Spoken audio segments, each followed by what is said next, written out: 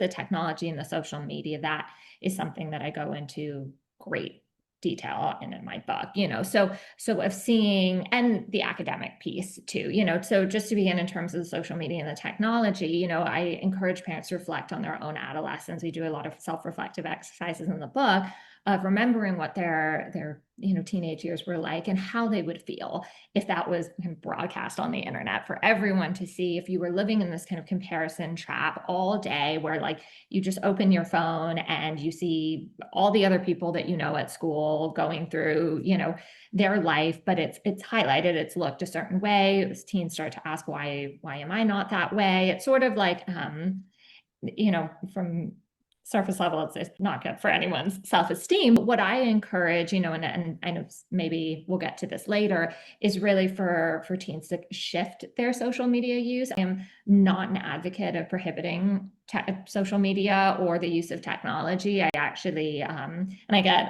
a lot of mixed feelings from people when I say that, but I actually think that approach can really backfire and cause teens to feel very controlled, and also, can often lead in the teen kind of lying or sneaking, and that's the last thing we want. So a lot of my work is telling parents, like, yes, these are factors that are contributing to it, social media, technology, but let's modify how they use these factors. Like, can we use them actually for good versus for bad? So if there are ways to kind of lessen pressure while still kind of rolling with the times, that this is what it is now. We can't go and force like all the universities to change like their policies or protocols, but of, kind of accepting it and rolling with it.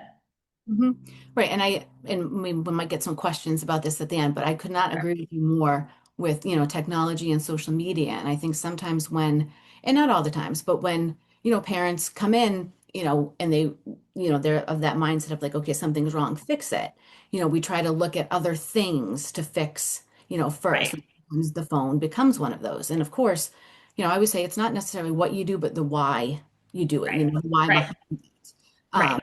Right. If we use that like cognitive, like reappraising, right? Of like, okay, Mhm. how can I use social media for good? How can I Right. use it to enhance, Yes.